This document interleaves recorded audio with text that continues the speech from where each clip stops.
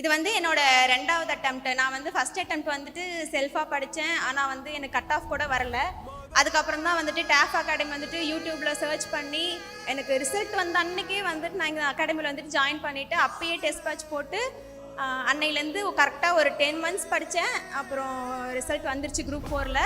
இப்போ வந்து group 2 prelims pass பண்ணி 2A ரெண்டுத்துக்குமே மெயின்ஸ் எழுதியிருக்கேன்.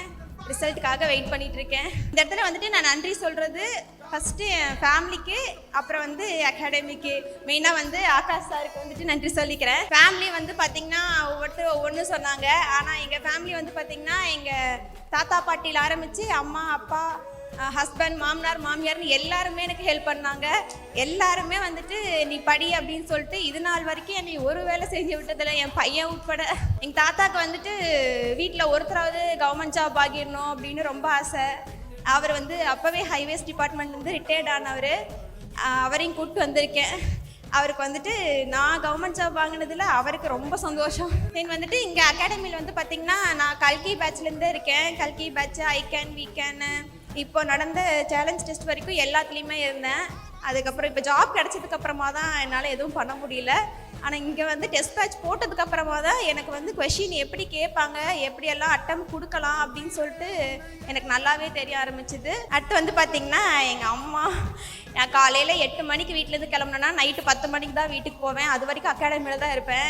எனக்கு 2 வேளை சாப்பாடு செஞ்சு கொடுக்குறதுலேருந்து என் பையனை பார்த்துக்கிறது, வீட்டை பார்த்துக்கிறது எல்லாமே எங்கள் அம்மா தான். இன்னை வரைக்கும் எனக்கு ஒன்றுமே எனக்கு எல்லாம் செஞ்சிட்ருக்காங்க. என் ஹஸ்பண்ட் வந்து பார்த்திங்கன்னா நான் ஒரு எக்ஸாம் எழுத போகிறேன்னா காலையில் போயிட்டு ஈவினிங் ஆனாலும் சாப்பிடாம கேட்டுக்கு வெளியிலே வெயிட் பண்ணி கூட்டிகிட்டு வருவார்.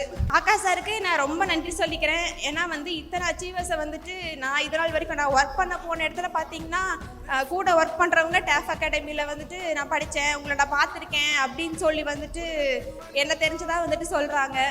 எல்லாருமே எனக்கு தெரிஞ்சு நான் ஒர்க் பண்ணுற இடத்துல ஒரு 2-3 பேர் பக்கத்தில் ஆஃபீஸ் இருக்குது. எல்லாருமே வந்துட்டு நான் டேஃப் அகாடமியில் தான் படித்தேன்னு சொல்லிட்டு நாங்கள் எல்லோரும் சேர்ந்து இப்போ ஹாஸ்டல் எடுத்து ஸ்டே பண்ணியிருக்கோம். அந்த அளவுக்கு டேஃப் அகாடமி வந்து பார்த்திங்கன்னா ஆல் ஓவர் தமிழ்நாடு ஃபுல்லாக வந்துட்டு எல்லாருக்கும் தெரிஞ்சிருக்கு.